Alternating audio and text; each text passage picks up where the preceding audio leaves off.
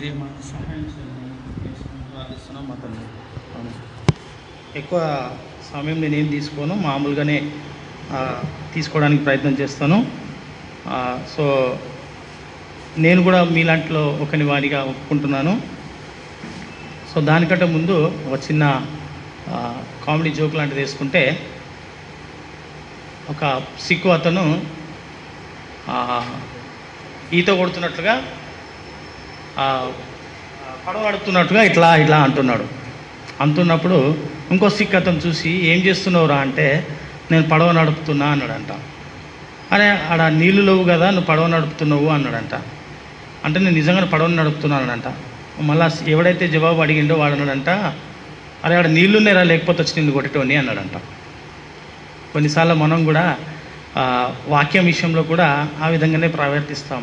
మనకేం తెలియదు, తెలిసినట్లు మనం కూడా ప్రయత్నము చేస్తుండొచ్చు. సో అట్లాంటి సిచ్యువేషన్లో మనం అందరం కూడా ఉంటాం, సిక్కులు అని లాగానే. తెలిసినట్లే ఏం చెప్తామంటే, అక్కడ నీళ్ళున్నాయి, నీళ్ళలో ఏం లేవు, పడవ నడుపుతున్నాడు. మళ్ళీ తర్వాత వాడు తప్పు చేస్తుందని తెలిసినాక ఏం చేస్తాము, అరే ఆడు నీళ్ళు లేవురా, ఆ నీళ్ళు ఉన్నాయిరా, లేకపోతే వచ్చి నిన్ను కొడుతుండే అంటాం. సో అట్లనే కొన్నిసార్లు మన జీవితంలో కూడా ఉంటాం. సో లాస్ట్ వీక్ ప్రవీణ్ చెప్పినటువంటి 3:16లో ఏం చెప్పుకుంటున్నాం మనం? 3:16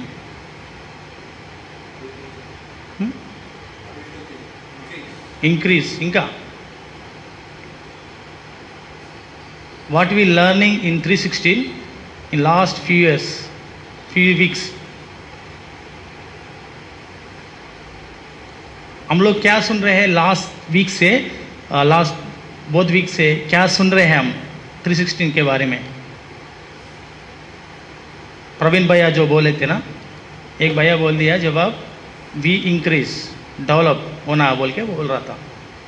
इनका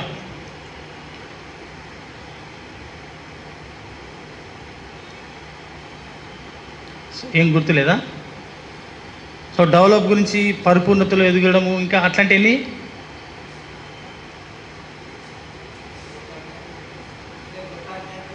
కృతజ్ఞతల గురించి. ఇంకా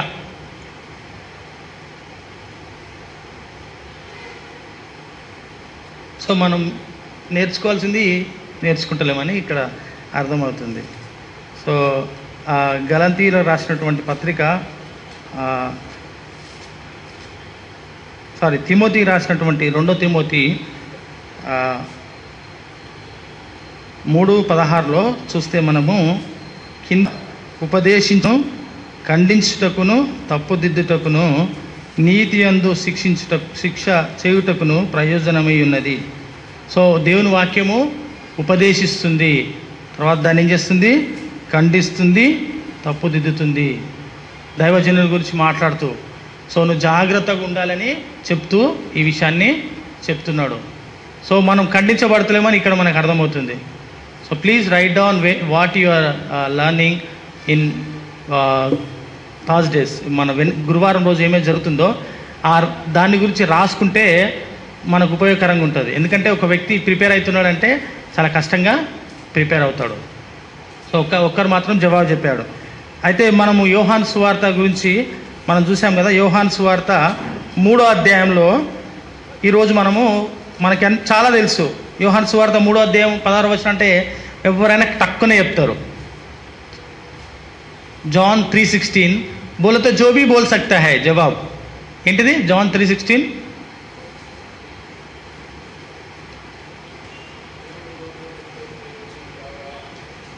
ఇంకా వేరే వాళ్ళు ఎవరైనా మీరు ఉన్నారా? నాతో నేనున్నారా? మాట్లాడండి. మీరు లేరంటే నేను కూడా ఆడికి వచ్చేస్తా, బైబిల్ స్టడీ ముగించేసుకుందాం. 3:16 మలేషనా 3:16 యోహాను సువార్త 3:16.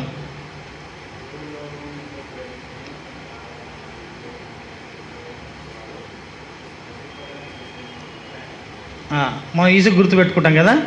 సో అక్కడ సిచ్యువేషన్ గుర్తుపెట్టుకుంటాం, కానీ అక్కడ జరుగుతున్నటువంటి సంఘటనని మనం మ్యాక్సిమం గుర్తుపెట్టుకోము.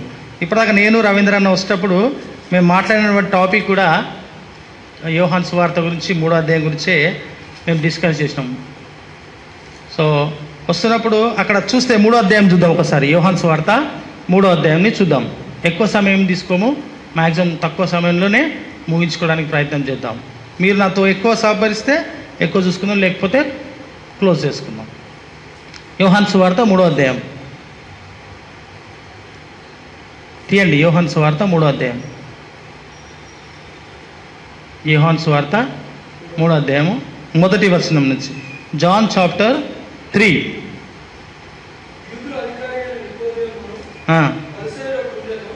ఎవరుండేనే ఏంటి? ఎవరైనా పరిసేయుడు. యూదులలో ఆయన ఎట్లాంటి వాడు? పరిసేయుడిగా ఒక్కడే ఉండే, అధికారిగా ఉండేవాడు. ఆయన క్యారెక్టరు ఒక్కడే అధికారిగా ఉండేవాడు, ఒకడే అధికారిగా ఉన్నాడు అన్నట్లుగా చూస్తున్నాం.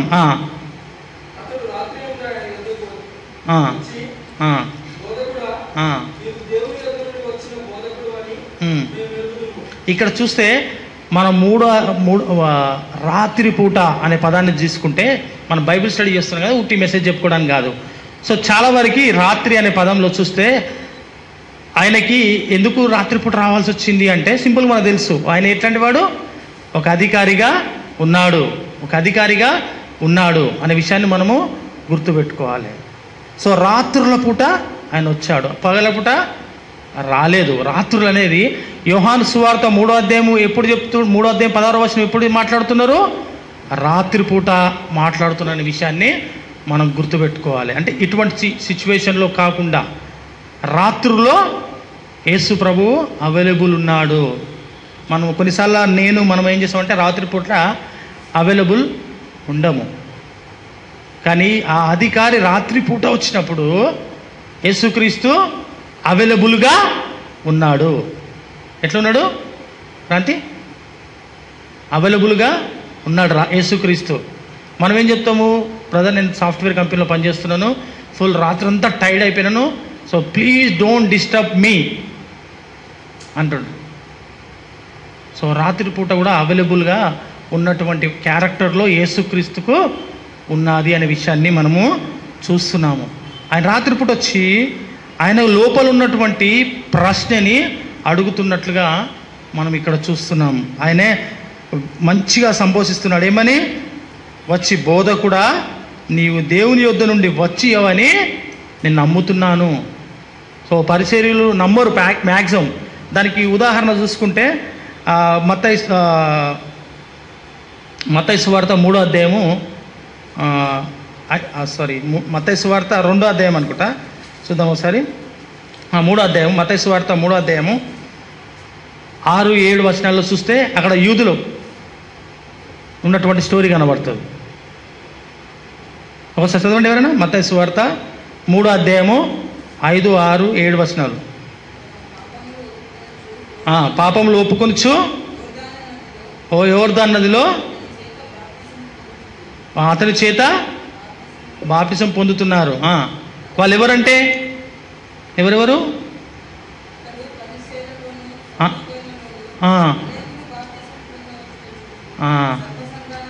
అక్కడ ఎవరెవరు ఉన్నారు క్యారెక్టర్స్? యూదులలో పరిసయ్యులు, సద్దుకేయులు కూడా ఆ సమయంలో బాప్టిజం తీసుకున్నారు. సో ఆ సమయంలో ఈయన తీసుకున్నాడో లేదనేది మనం ముందు తెలిసిపోతుంది మనకి.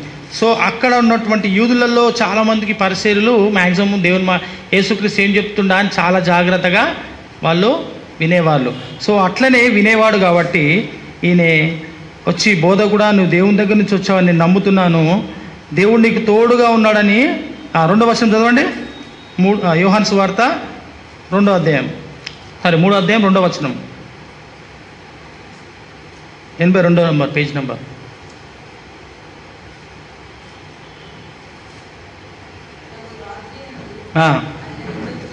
వచ్చి, బోధకుడా,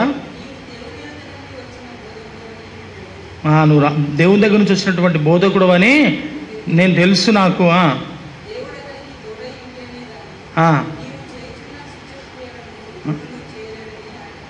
నువ్వు చేస్తున్నటువంటి సూచక్రియలు ఎవ్వరు కూడా చేయలేదు అని చెప్తున్నాడు అనమాట. అటువంటి సూచక్రియలు అంతకుముందు ఎవ్వరు కూడా చేయలేదు. యేసుక్రీస్తు మాత్రమే చేసినట్లుగా ఆయనే గమనిస్తూ ఉన్నాడు. తర్వాత ఏమంటున్నాడు? అట్లా ఆయన ఎవరో ముందు మనం తెలుస్తుంది. ముందు చదువుతాం మూడో వచనం. ఆ, ఆ, ఆ, 4వ వచనం. ఇప్పుడు వచ్చినటువంటి వ్యక్తి పేరు ఏం పేరు? ఇప్పుడు వచ్చినటువంటి అతని పేరేం పేరు? నికోదేము. ఎట్లా ఉన్నాడు చూద్దాం. వయసుగా ఉన్నాడా, యంగ్ ఉన్నాడా, లేకపోతే యాక్టివ్గా ఉన్నాడా, ఎటువంటి సిచ్యువేషన్లో ఉన్నాడు నికోదేము? ఎట్లాంటి వాడు నికోదేము? ముసలోడు. దేవుడు యేసుక్రీస్తు దగ్గరకు వచ్చినటువంటి వ్యక్తి ఎట్లాంటాడు? ముసలివాడు. మనం దేవుని దగ్గర రావాలంటే మన ఏజ్ ప్రాబ్లమ్స్ వస్తుంటాయి, లేకపోతే ఏదో ఒక సమస్య వస్తుంది. కానీ ముసలుడైనా కూడా అక్కడికి వచ్చాడు. ముసలుడైనా కూడా అక్కడికి వచ్చి తన సమస్యని, తనకున్నటువంటి డిజైర్ని, అక్కడ క్వశ్చన్ని అడుగుతున్నట్లుగా చూస్తున్నాం. ముసలివాడు. తర్వాత ఆయన ముసలోడు అయి ఉన్నాయి. కొత్త జన్మ గురించి ఆ టాపిక్ వేరు. సో మనం ఆ టాపిక్ని తర్వాత డిస్కస్ చేద్దాము. సో నికోదేము ముసలివాడు అనే విషయాన్ని మనము చూస్తున్నాం. సో ఆయన ముసలివాడే కాకుండా మనం చూసాం కదా, ఆయన అధికారిగా కూడా ఉన్నాడు. తర్వాత వచనం, నేను ముసలివాడిని కదా, ఎట్లా వస్తాను నా తల్లి జన్మ నుంచి అంటాడు. మళ్ళీ తర్వాత డిస్కషను 9వ వచనం. అందుకు నికోదేము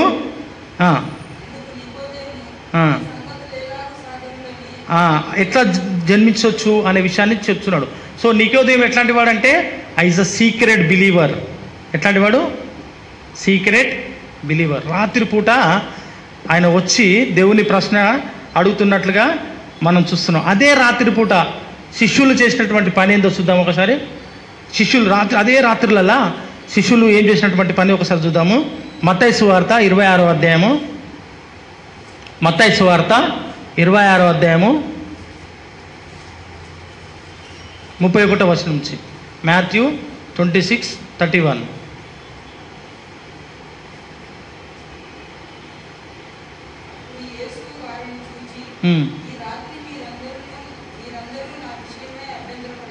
ఏ రాత్రి?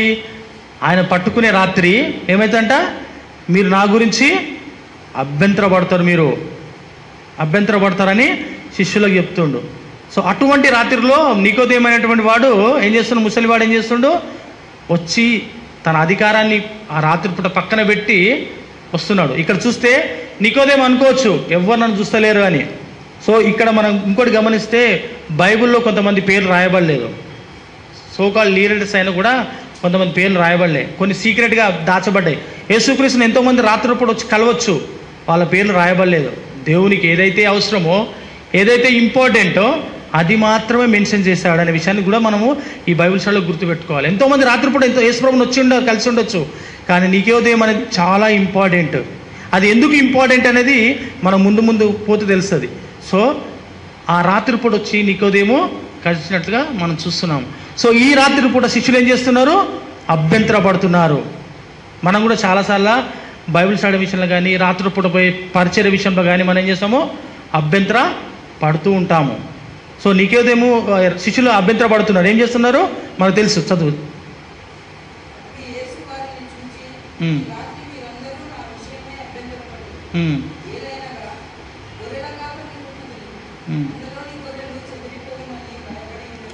రాయబడినట్లుగా మీరందరూ పారిపోతారు అనే విషయాన్ని చెప్తున్నాడు. అప్పుడు పేతురు అంటాడు, నేనేమైనా కూడా నేను పోను, నాకేమైనా సరే దేవా అన్నప్పుడు అందరూ శిష్యులు కూడా తలకాయ ఊపినారు, అవునవునని. అదే విషయాన్ని ముందు గురించి తెలుస్తుంది. చదవండి బ్రదర్.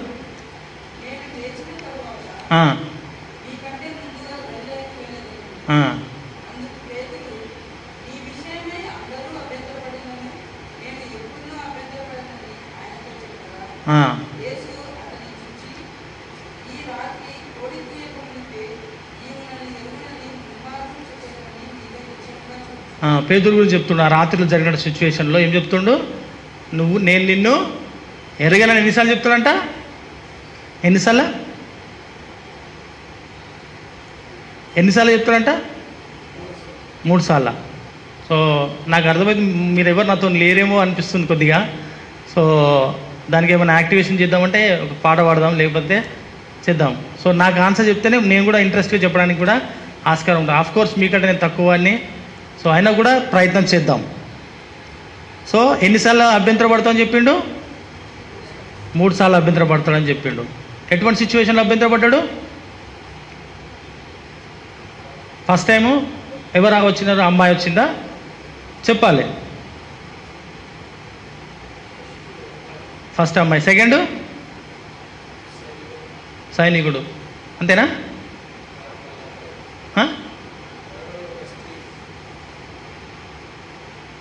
అంతేనా?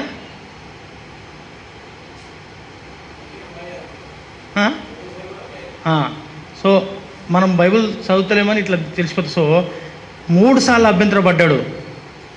3 సార్లు నువ్వు అభ్యంతరపడతావు, దాని సిచ్యువేషన్ ఏంటి? కోడి ఊస్తుంది రా నాయన అని చెప్తున్నాడు. సో రాత్రుల పూట మనం ఏం చేస్తాము? యేసుక్రీస్తు కోసం పనిచేయము. యేసుక్రీస్తు శిష్యుల గురించి చెప్తున్నాం, మీరు అభ్యంతరపడేది ఖచ్చితంగా ఉంటుంది అనేది. సో శిష్యులు అభ్యంతరపడ్డారు. కానీ అక్కడ నికోదేము ఒకరోజు ముందు చూస్తే ఆయన అభ్యంతరపడినట్టుగా చూస్తున్నాం. రాత్రిపూట అభ్యంతరపడ్డాడు, కానీ ముందు ఈజ్ అ సీక్రెట్ బిలీవర్గా బయటకు వచ్చినట్లుగా చూద్దాము. ఆ విషయంలో చూడడానికి మనం కొన్ని అధ్యాయాలు చూసుకుందాం. మత్తయి సువార్త 27 అధ్యాయం చూస్తే అక్కడ ఇంకొక అతని పేరు కూడా బయటపడుతుంది. అక్కడ దాన్ని మెల్లమెల్లగా వెళ్తే మనకు లోతులోకి వెళ్తే తెలుస్తుంది. మత్తయి సువార్త 27 అధ్యాయం 57 వచనం చదువుదాం. మాథ్యూ 27:57.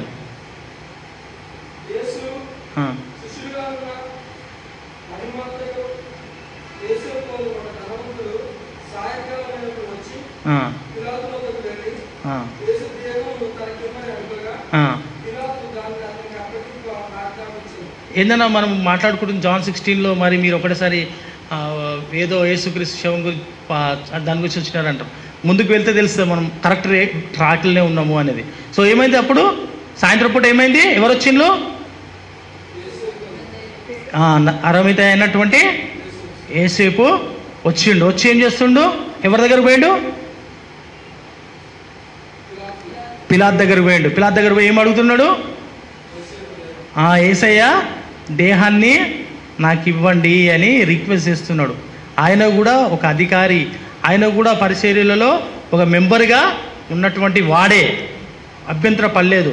ఇది చూస్తే మనం ఇప్పుడు ఒక చూస్తే విషయం చూస్తే చాలా చాలా మంచిగా అనిపిస్తుంది. మార్క్స్ వార్త 15వ అధ్యాయము 42వ వచనం చదివితే ఆయన ఎటువంటి ఉన్నాడు అనేది విషయాన్ని మనకు తెలుసు. మార్క్ 15:42 నుంచి చూస్తే మనకు తెలుస్తుంది.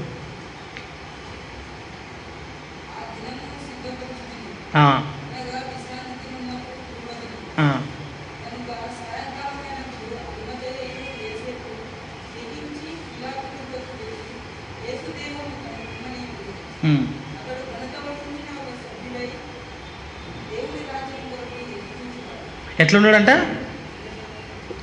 ఫస్ట్ చదవండి. ఎట్లా తెగించి అనే పదం మనకు కనబడుతుంది, అంతేనా? గట్టిగా చదవండి. అది సాయంకాలం అయినప్పుడు అయినటువంటి యేసేపు అనేటువంటి వ్యక్తి పిలాతు దగ్గర పోయి ఇవ్వమని అడిగి ఎట్లా అడుగుతుండు?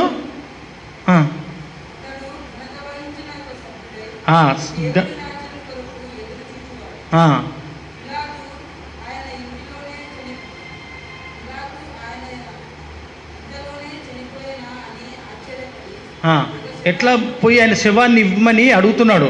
మార్క్స్ వార్త ఇంకో చోట కూడా అని అనుకుంటా, లూకాలో మార్కులో ఉంటుంది. ఆయన తెగించిన వాడిగా ఉన్నాడు. తెగించి దేవుని ఆయనటువంటి బాడీని నాకిమ్మని అడుగుతాడనమాట. లూకాసు వార్త 23:50 అనుకుంటా, ఒకసారి చూడండి. తెగిస్తాడనమాట. తెగించి ఆ ధైర్యంగా నాకు ఉందా ఏమన్నా ఎక్కడ ఉంది అది? 43లోనా? తెగించి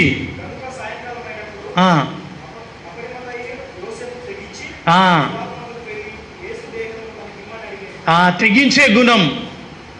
నేను చదువుతున్నప్పుడు డిస్కస్ చేసినప్పుడు ఆ తెగించే గుణం అనేది నన్ను అట్రాక్ట్ చేసింది. నీకు నాకు ఆ తెగించే గుణం ఉందా? నీకు నాకు తెగించే గుణం ఉందా? ప్రవీణ దగ్గర ఆ తెగించే గుణం మనకు కనబడుతుంటుంది. ముస్లిమ్స్ మొత్తం మాట్లాడాలంటే తెగించే గుణము ఉండాలి. ఆ డిజైరు మనకు ఉండాలి. ఆ డిజైరు మనకు ఉండాలి. యేసుక్రీస్తు శవాన్ని అడగాలంటే ఆషామాషి కాదు. ఆయన ఒక అధికారిగా ఉన్నాడు. ఆయన ఒక ఉన్నత స్థాయిలో ఉన్నాడు. ఉన్నటువంటి వ్యక్తి తెగించి ఏం చేస్తున్నాడు? దేవుని శవాన్ని అడుగుతున్నట్లుగా, బాడీని, దేహాన్ని అడుగుతున్నట్లుగా మనకు కనబడుతుంది. అటు తెగించే గుణము నీకు నాకు ఈ రాత్రికాల సమయంలో ఉందా? లేకపోతే నన్ను నేను పరీక్షించుకోవాలి. మేము క్రాస్ రోడ్ టీం అనేది మెంబర్గా ఉన్నప్పుడు, మేము యూత్గా ఉన్నప్పుడు, ప్రవీణ్ మేము అందరం యూత్గా ఉన్నప్పుడు, ఇట్లా కాదు అంటే ప్రవీణ్ మేము అందరం యూత్గా ఉన్నప్పుడు మేము తెగించేవారం.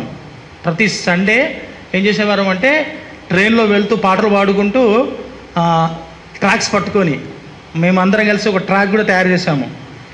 ఆ ట్రాక్ ఇది నిజం అనే ట్రాక్ కూడా మేము తయారు చేసాము. ఇది నిజం అనేది ఇప్పుడు వాళ్ళ దగ్గర ఉందో లేదో కానీ నా దగ్గర ఉంది. మేము రాసినటువంటి ట్రాక్ ఇది నిజం. ఏ విధంగా నిజము? యేసుక్రీస్తే దేవుడు అనే విషయాన్ని రాశాం. తెగించే గుణం, ఆ గుణం ఇప్పటికి కూడా ప్రవీణ్ దగ్గర మనం చూస్తున్నాం. ఏదో ప్రవీణ్ని బోల్డ్ చేస్తున్నాను కాదు. సో ఆ తెగించే గుణము మనకు ఎక్కువగా ఉండాలి. అరిమతయి యోసేపుకు తెగించిన గుణము ఉన్నది. ఆ గుణం మనకు ఉందా లేదా? ఈ రాత్రికాల సమయాన్ని మనము గుర్తు చేసుకుందాం. ఆ బాడీని తీసుకుపోయి ఏం చేస్తారా అని ఆయన ఏమీ అడగలే ప్రశ్న. ఏం చేసిండు? ఆయన క్యారెక్టర్ ఏదైతే ఉందో ఆ క్యారెక్టర్ని బట్టి ఇచ్చేసినాడు. లూకాసు వార్త 23:50 చూస్తే కూడా మనకు కనబడుతుంది ఆయన ఎట్లాంటి వాడు అనే విషయాన్ని మనకు క్లియర్ కనబడుతుంది. చదువు లూకాసు వార్త 50 నుంచి 23:50 నుంచి. ఎట్లాంటి వాడు? ఆయన సభ్యుడు, ఒక దానికి సభ్యత్వము వహించిన వాడిగా ఉన్నాడు. సభ్యత్వం వహించడం అంటే రూల్స్ అండ్ కండిషన్స్లో ఉండాల్సిందే, రూల్స్ అండ్ రెగ్యులేషన్స్లో ఉండాల్సిందే. ఇప్పుడు ఫస్ట్ ఎయిడ్ క్యాపీ అండి బ్రదర్ నాకంటే మీకు ఇవ్వము, ఓన్లీ ఫస్ట్ ఎయిడ్ వాళ్ళు మాత్రం పెట్టుకోవాలి అని కండిషన్. సో ఒక కండిషన్స్, ఆయనే ఒక కండిషన్లో ఉన్నాడు, మెంబర్షిప్గా ఉన్నాడు. ఎట్లాంటి క్యారెక్టర్ ఉన్నటువంటి వాడు? సజ్జనుడు అంటే చాలా మంచివాడు. దేవుని వాక్యం చెప్తుంది నీతిమంతులని కొంతమందికే ఉంది, నీతిమంతుడు ఒక్కడు లేడు, ఎవరు లేరని చెప్తుంది. సో నీతిమంతుడిగా ఉన్నాడుగా కనబడుతుంది. సో నీతిమంతునిగా ఉన్నాడు.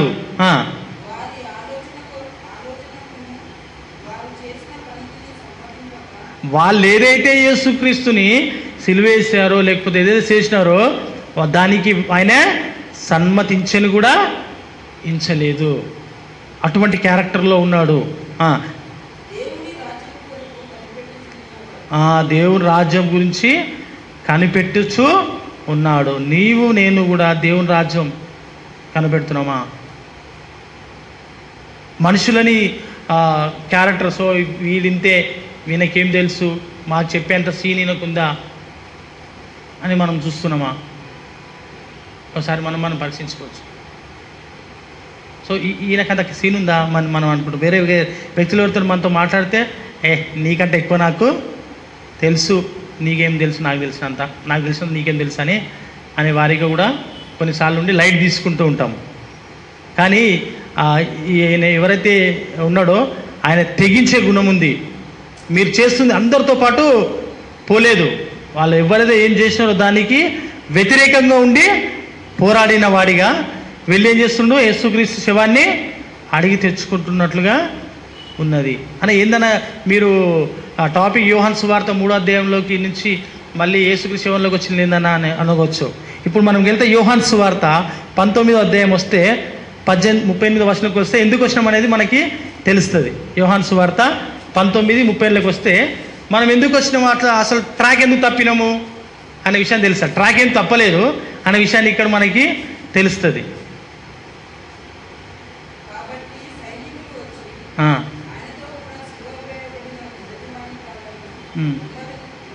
19:38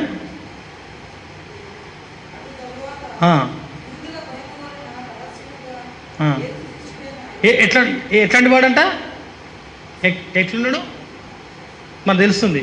19:30 చదువు. 38, 19:38.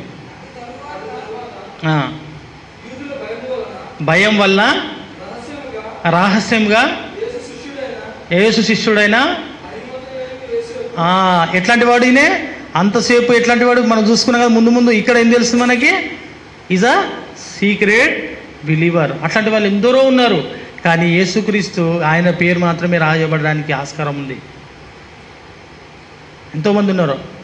సో ఆయన పేర్లు రాయబడింది. సో ఆయన సీక్రెట్ బిలీవర్గా ఉన్నాడు. ఉండి మనకు తెలుసు, మనం అంతా చదివినాం, మళ్ళీ అదే రిపీట్గా ఉంటుంది. చదవండి.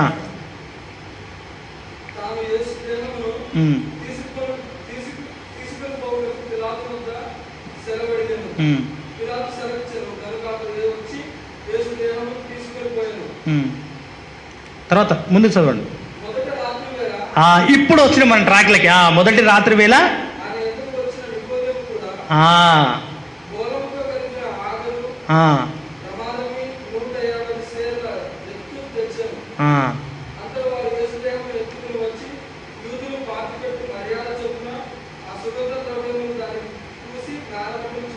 ఎట్లా చేసిందంట? ఏమేమి చేసినారు? ఒక్కొక్కటి చదువు.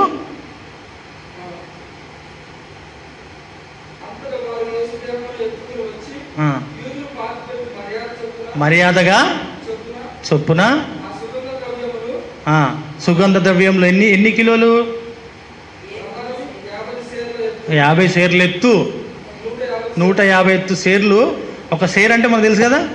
సేర్ అంటే మన దాంట్లో ఒక సేర్ అంటే కిలో నేనా బ్రదర్? తక్కువనా? ఎంత? 1.5 కిలోలు. అంతేనా? 1.5 కిలోలు అంటే 1.5 కిలోలు ఇంటూ 150 ఎంత అయింది?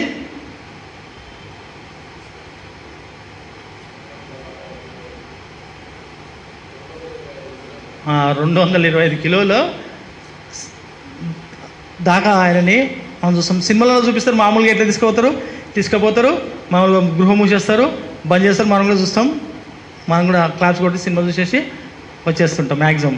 కానీ ఇక్కడ సిచ్యువేషన్ మనము చూడం. ఆ విధంగా యేసుప్రభు శవాన్ని దాచిపెట్టిండ్రు. అందులో ఉన్నటువంటి వ్యక్తి ఎవరు? ఇంకో వ్యక్తి నికోదేము. ఆ రాత్రిపూట వచ్చినటువంటి వాడు. యోహాను సువార్త నేను ఎందుకన్నా మూడో అధ్యాయం చూస్తుంటే 3వ అధ్యాయం 16వ వచనం అంటే ఈజీ గుర్తుపెట్టుకుంటాం, కానీ ఆ జరుగుతున్న సిచ్యువేషన్ని మ్యాక్సిమం గుర్తుపెట్టుకోము. నికోదేము ఎవరు? ఆయన ప్రధాన అధికారి. ఆడికే గుర్తుపెట్టుకుంటాం, అక్కడక్కడ మర్చిపోతాం. సో అందులో రాత్రిపూట వచ్చినటువంటి నికోదేము వీళ్ళంతా కలిసి యూదుల ఆచారం చొప్పున ఆయన శవాన్ని 150 చదువు.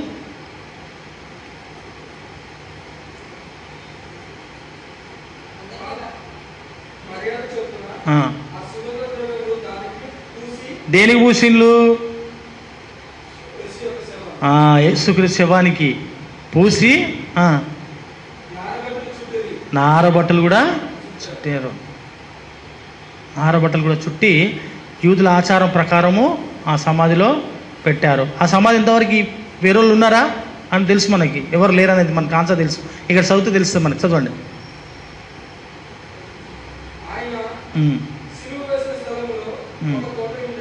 తోట ఉండేను.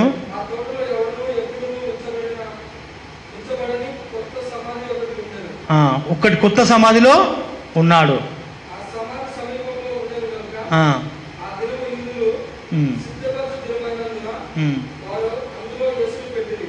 ఆ సిద్ధపరచు దినంగా మన టాపిక్లో అవసరం లేదు. సో అక్కడ మనకు కావాల్సిన టాపిక్ ఏంది? నికోదేము.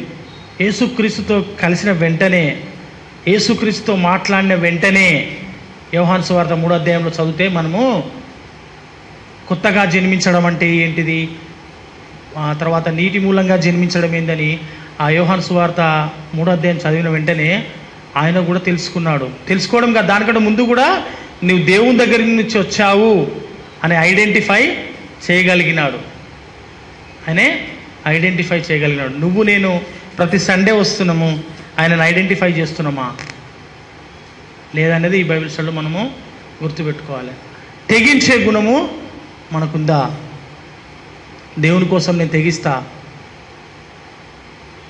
దేవుని కోసము నేను తెగిస్తా అనే గుణము మనకుందా? వాళ్ళు ఏ విధంగా అయితే శవాన్ని చాలా జాగ్రత్తగా మర్యాదపూర్వకంగా యేసుక్రీస్తు లేడికి ఆత్మ వెళ్ళిపోయిందిలే, బాడీ ఎవరు చూస్తారు, ఏం చేస్తారు అని పడేయలే. చాలా జాగ్రత్త. మనం చనిపోతే మన ఇళ్ళల్లో కూడా అట్లేం చేస్తాం కదా, చనిపోయినప్పుడు స్నానం చేయించి ఏం చేస్తాము, మంచిగా సెంటు గిద్దతో కొనుక్కొస్తాం, అదే ఎక్కువ అనుకుంటాం అంతే కదా, అది కొట్టేస్తాం పెట్టేస్తాం. కానీ యేసుక్రీస్తు శవాన్ని చాలా జాగ్రత్తగా మర్యాదపూర్వకంగా వాళ్ళు చేసినట్టు చూద్దాం. మళ్ళీ మనము యోహాను సువార్త 3వ అధ్యాయానికి మళ్ళీ వద్దాం. సో నికోదేము గురించి చూసాము. అతను ముసలివాడు, చాతగానిటువంటి వాడు, ఏమి కూడా చేయలేనటువంటి స్థితి వాడు. తర్వాత అతనికి ఆశ ఉంది, దేవుణ్ణి తెలుసుకున్నాడని బోధకుడు అని సంబోధిస్తూ చెప్తున్నాడు. అయితే దేవుడు ఒకడు కొత్తగా జన్మిస్తేనే కానీ దేవుని రాజ్యంని చూడడు. కొత్తగా జన్మించడం అంటే అని టాపిక్, పెద్ద టాపిక్. నేను రవీంద్రన్ వస్తూ మాట్లాడుకున్నాం. సో కొత్తగా జన్మించే విషయంలో మనము ఏ విధంగా ఉన్నామనేది. తర్వాత అందుకు ఎన్నో వచనం మనం చదువుతున్నాం, మూడవ వచనం.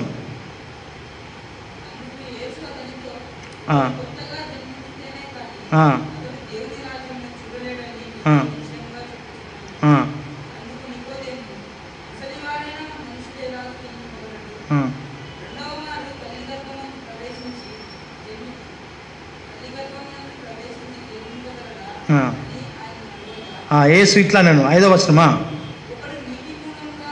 నీటి మూలంగాను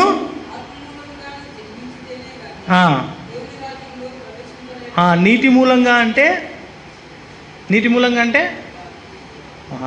మనం బాప్టిజం అనే చాలామంది అనుకుంటాము. చాలామంది ఏం చేస్తారు, సిల్కరించి బాప్టిజం అనుకుంటారు. నీటి మూలంగా అంటే దేవుని వాక్యం మూలంగా అనే విషయాన్ని. తర్వాత ఒకడు కొత్తగా జన్మిస్తేనే అంటే, కొత్తగా జన్మించడం అంటే ఏదో కొత్తగా తల్లి గర్భం నుంచి జన్మించడం కాదు. కింద పుట్లోట్లో చూస్తే పైనుంచి వచ్చినట్లది.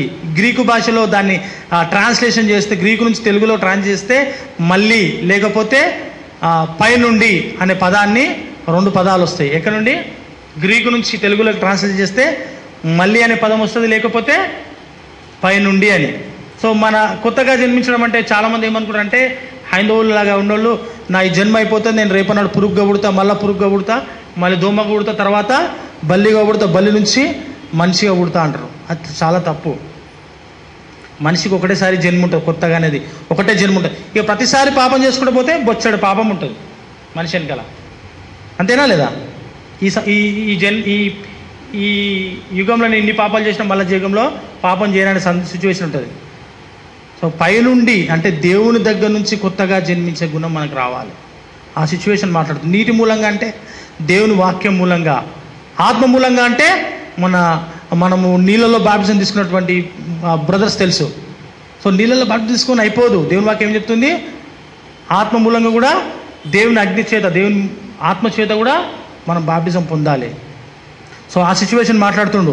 నీటి మూలంగాను అంటే దేవుని వాక్యంలోను దేవుని ఆత్మ ద్వారా జన్మిస్తేనే తప్ప దేవుని రాజ్యంలో ప్రవేశించలేని నిశ్చయంగా. నిశ్చయం అంటే అది కన్ఫర్మ్డ్ అని, అది కన్ఫర్మ్ అనే, దానికి వేరే ఉద్దేశము వేరేది కూడా లేనే లేదు, వేరే మాట జోడు చేయడానికి కూడా లేదు. యేసుక్రీస్తు కన్ఫర్మ్ అన్నాడంటే అది కన్ఫర్మ్ అంతే. తర్వాత నిశ్చయంగా నేను చెప్తున్నాను. తర్వాత 6వ వచనం, శరీరం మూలంగా జన్మించింది ఏమవుతుంది? శరీరం మూలంగా చదవండి 6వ వచనం.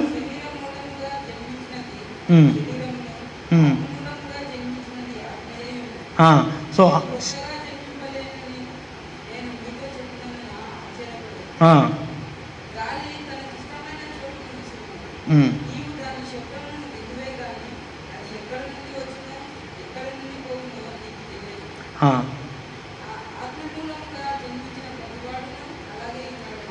ఎక్కడి నుంచి గాలి వచ్చింది అనే సిచ్యువేషన్ చెప్తూ ఆత్మ గురించి టాపిక్ మాట్లాడుకుందాం.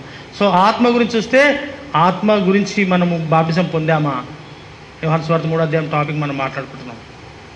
సో ఆత్మ మూలంగా మనం జన్మించామా అనే విషయాన్ని మనం గుర్తుపెట్టుకుందాం.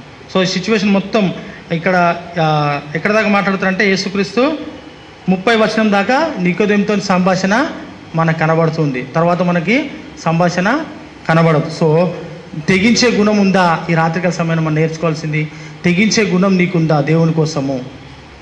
అనే విషయాన్ని నువ్వు నేను అర్థం చేసుకోవాలి. రెండోదిగా ఏం చేయాలి? ఆత్మ మూలంగా మనం జన్మించాలి. దేవుని వాక్యంలో నేర్చుకోవాలి. ఎటువంటి సిచ్యువేషన్లో ఉన్నామనేది మనము తెలుసుకోవాలి. సో తెగించే గుణం మనకుందా? తర్వాత సీక్రెట్ బిలీవర్స్ ఎవరైతే ఉన్నారో వారిని మనం ముందుకు తీసుకురావాల్సిగా ఉన్నది. ముసలివాడైనా కూడా నికోదేము ఏం చేసిండు? దేవునితోని దగ్గరకు వచ్చి తన సమస్యలన్నింటినీ తెలుసుకున్నవాడిగా ఉన్నాడు. సో ఈ నూతనంగా జన్మించింది, కొత్త జన్మ అనేది చాలా పెద్ద టాపిక్. సో మినిమం ఒక 2 hours అయినా దానికి పడుతుంది. దేవుని చిత్తం ఉంటే ఎప్పుడైనా ఆ విషయాన్ని గురించి మనం మాట్లాడుకుందాం. చివరిగా ఈ ముగించే ముందు తెగించే గుణం ఉండాలని ఈ రాత్రికాల సమయాన మనము చెప్పుకుంటున్నాము. తర్వాత మన బ్రదర్ రవీందర్ కూడా వచ్చి కొంచెం మాట్లాడుతుండొచ్చు. దానికంటే ముందు చివరిగా నేను ఒక జోక్ చెప్పి ముగించాలనుకుంటున్నాను. ఒక సాతాన్ గాడు అన్నాడంట, మీ ముగ్గురికి వర్క్ ఇచ్చిందంట, పోయి మీరు వర్క్ చేసుకురండి అని. క్రైస్తవులందరినీ ఏం చేస్తారో చేయండి అని. సో ముగ్గురు దయ్యాలు రాక్షసు పోయి ఒక రవీంద్రని చంపేసిందంట, ప్రవీణ్ చంపేసిందంట. నాలంటోని మాత్రము ఏం చేసిందని చెప్తా. సో సాతాన్ దగ్గర పోయి నేను రవీంద్రని చంపేసిన, ప్రవీణ్ చంపేసిన అంటే వెరీ గుడ్ అనలేదంట. కానీ వాళ్ళు తిట్టిందంట. నా దగ్గరకు వచ్చి రాజుని నేను నిద్ర పంపించిన అన్నాడంట. అప్పుడు అన్నాడంట సాతాన్ గాడు, వెరీ గుడ్ అన్నాడంట. ఎందుకు? దేవుని వాక్యము ఉండదు కాబట్టి. సో దేవుని వాక్యంలో నీటి మూలంగా అంటే దేవుని వాక్యంలో మనం ఎదిగేవారిగా ఉండాలి. దేవుని ఆత్మలో ఎదిగేవారిగా మనం ఉండాలి. నికోదేము ఏ విధంగా అయితే ముసలుడు అతని క్యారెక్టర్ని పక్కన పెట్టి, అతని ముసలితనాన్ని పక్కన పెట్టి రాత్రికాల సమయాన యేసుక్రీస్తు దగ్గరకు వచ్చి తనకున్నటువంటి సమస్యని చెప్పుకున్నట్లుగా ఏం చేయాలి అన్నప్పుడు యేసుక్రీస్తు తన జవాబు చెప్పినట్లుగా మనం కనబడుతుంది. సో మనం కూడా నీటి మూలంగా అంటే దేవుని వాక్యంలోనూ ఆత్మ మూలంగా జన్మించేవారిగా మనం ఉండాలని ఈ బైబిల్ స్టడీలో ఈ సమయాన్ని నేర్చుకుంటున్నాం. Thank you. పాస్టర్ రవీంద్ర గారు.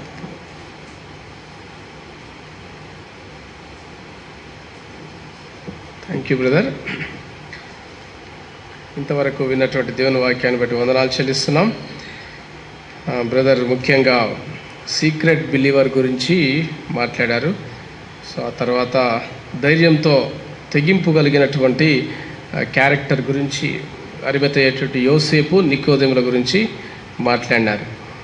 సో ఇక్కడ నేను చెప్పదలిసేది ఏం లేదు, బట్ 1-2 మాటలు ఏంటంటే, యోహాను సువార్త 3వ అధ్యాయంలో ఆ ప్రారంభంలో ఆయన నికోదేము, పరిసయ్యుడైనటువంటి యూదుల అధికారి అయినటువంటి నికోదేము రాత్రి వేళ ఎందుకు వచ్చాడు అనడానికి సాధారణంగా ఇప్పుడు మన ఇక్కడ తీసుకుంటే ఎవరైనా సరే ఒక మంచి పొజిషన్లో ఉన్నప్పుడు అనుకుందాం, ఒక హైందవుడు అనుకుందాం, ఒక బ్రాహ్మణుడు అనుకుందాం.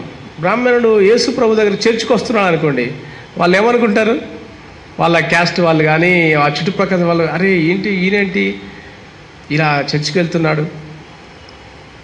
అట్లాగే నికోదేము కూడా యూదుల అధికారి, మరొక సైడు పరిసయ్యుడు. ఆయన అంటే యూదుల నియమ నిబంధనలు పాటిస్తూ నిష్ఠంగా ఉండేటువంటి అతడు యేసయ్య దగ్గరికి వస్తున్నాడంటే అందరు ఏమనుకుంటారో అని ఆయన తనలో తాను అనుకొని, నేను పగటి వేళ కాకుండా రాత్రి వేళ వెళ్తాను ఆయన దగ్గరికి అని చెప్పి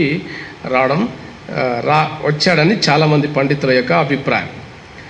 సరే, అయితే ఆయనతో పరిసయ్యుడైనటువంటి ఆ నికోదేము అంటున్నాడు, నీవు దేవుని యొద్ద నుండి వచ్చిన వాడవని నేను నమ్ముచున్నాను.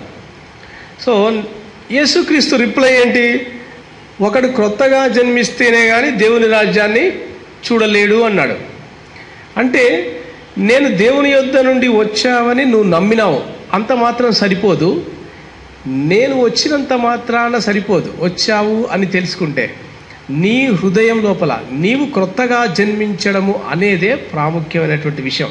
అప్పుడు మాత్రమే దేవుని రాజ్యానికి నీవు అర్హుడవు. సో నీవు క్రొత్తగా జన్మించావా అనేది ప్రశ్న. సో అక్కడ సంభాషణ మొదలై చివరికి ఏమవుతుంది? యేసుక్రీస్తు ఎక్కడికి తీసుకెళ్తాడంటే, అరణ్యంలో మోషే సర్పమును ఎలాగు ఎత్తెనో అలాగు మనుష్య కుమారుడు ఎత్తబడవలను, విశ్వసించు వారందరూ నశింపకుండునట్లు అంటాడు. అంటే నేను సిలువ వేయబడబోతాను, మోషే అరణ్యంలో సర్పాన్ని ఏ విధంగా ఎత్తాడో నేను కూడా ఎత్తబడతాను. ఎవరైతే నన్ను చూచి విశ్వసిస్తారో, అంటే నా మరణాన్ని నన్ను చూసి నా కోసమే, నా పాపాల కోసమే యేసుక్రీస్తు మరణించాడు అని ఎవరైతే విశ్వసిస్తారో వారు బ్రతుకుతారు, వారు నిత్య జీవం పొందుతారని చెప్తూ యోహాను సువార్త 3:16 చెప్తున్నాడు. ఏమని? దేవుడు లోకమును ఎంతో ప్రేమించెను కాగా తన అద్వితీయ కుమారుని యందు విశ్వాసముంచువాడు నశింపక నిత్య జీవము పొందునట్లు ఆయనను అనుగ్రహించెను. సో టోటల్గా తిరిగి జన్మించడం అనేటువంటిది నా ద్వారానే సాధ్యము. నన్ను నమ్మి, ఏం నమ్మాలి? నీ కోసము నేను మరణిస్తాను, నీ పాపాల కోసం నేనే మరణిస్తాను అని నువ్వు ఎప్పుడైతే నమ్ముతావో అప్పుడు నువ్వు ఆత్మలో జన్మిస్తావు. ఆ తర్వాత అంతకుముందు చెప్తాడు ఒకడు ఆత్మ మూలము, నీటి మూలముగాను ఆత్మ మూలముగాను జన్మిస్తేనే అని. సో ఆత్మ మూలంగా జన్మించడం అంటే పైనుండి, అక్కడ క్రొత్తగా జన్మించడం అంటే బ్రదర్ చెప్పినట్లుగా పైనుండి జన్మించడం. పైనుంచి జన్మించడం అంటే దేవుని నుండి జన్మించడం. అంటే దేవుని ఆత్మ మనుష్యుని యొక్క ఆత్మలోకి వచ్చి చనిపోయినటువంటి మనుష్యుని ఆత్మను వెలిగింపజేస్తుంది. అదే క్రొత్తగా జన్మించడం అంటే. అప్పుడు ఏమవుద్దంటే దేవుని ఆత్మతో తిరిగి మానవుని ఆత్మ కనెక్ట్ చేయబడుతుంది. ఆదాము ద్వారా నశించినటువంటి ఆత్మ, లేకపోతే దేవునితో సంబంధం తెగిపోయినటువంటి ఆత్మ తిరిగి సమకూర్చబడమే నూతన జన్మ అనుభవం. అది ఎప్పుడు, ఎట్లా, ఎవరికి కలుగుతుందో తెలియదు.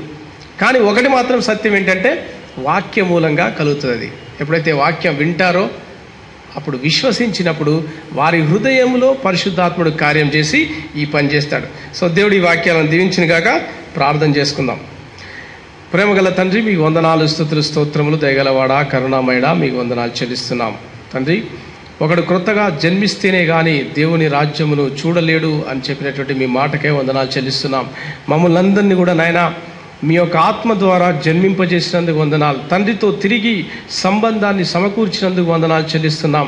మీ కృపకై వందనాలు చెల్లిస్తున్నాం. అదేవిధంగా మేము అరిమతయ, యోసేపు అండ్ నికోదేము జీవితాల ద్వారా నాయన వారు రహస్యంగా మిమ్మల్ని వెంబడించినటువంటి వారిగా ఉన్నారు తండ్రి.